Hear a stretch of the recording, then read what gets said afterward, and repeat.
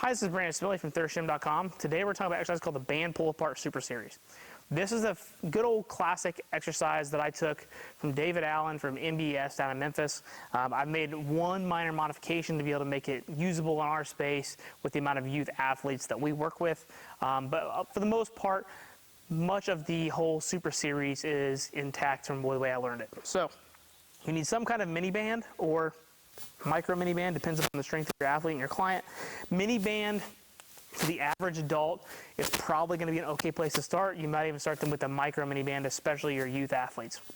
There's 7 individual exercises in this that creates the Super Series, and we're going to change some hand positions on some of them, and we're going to walk you through step by step what those are, and it's super simple. So there's 10 reps to each exercise, and with our first one on our mini band is we are going to start with it doubled up, okay, palm straight out, and we're just do 10 regular band pull aparts.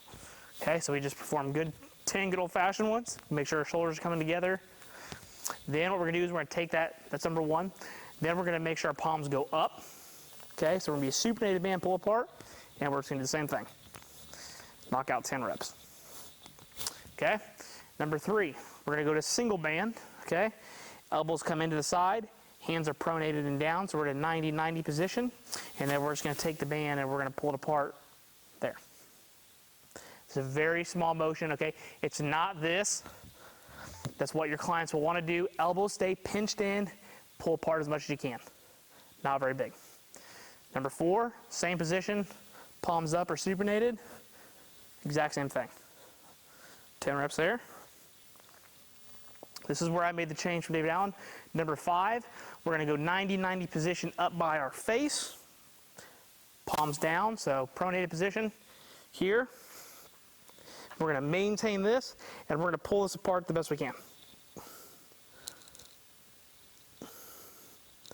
So notice that I'm not doing this, okay? Palms are up, 90-90 position is maintained, and then we're going to pull it apart the best we can. Very small motion, and it's going to burn, all right? Number 6, same position, you guessed it, supinated, palms facing you.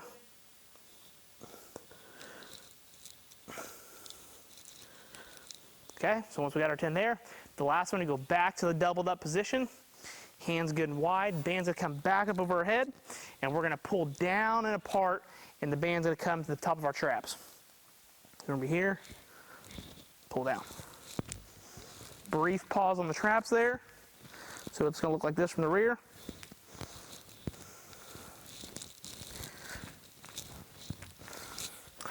That right there is your band pull apart Super Series. We get 70 reps, 10 apiece. So you got 3 exercises. They're basically 1 pronated, 1 supinated.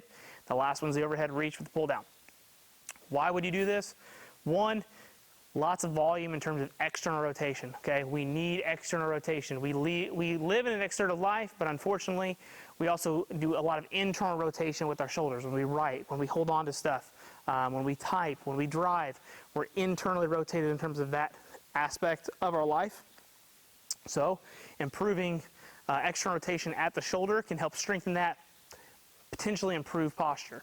The other thing is if we're working with athletic populations, many times we find with our overhead athletes, they need more rotator cuff work, okay? This is pretty much all of it is just basic rotator cuff work.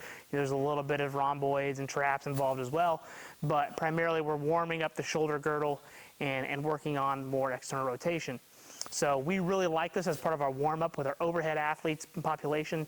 I personally use it as part of my bench press warm-up to get my shoulders working and get some external rotation. As you probably saw by watching me do that, I do not have the greatest external rotation. I'm very internally rotated as being a competitive bench presser like I am. So this is a great way to be able to get your shoulders warmed up, get them moving. If you've got athletes and you're wanting to blow up some volume and get their shoulders feeling good before you get them out of the room, this is a great way to do it because 1 round is 70 reps.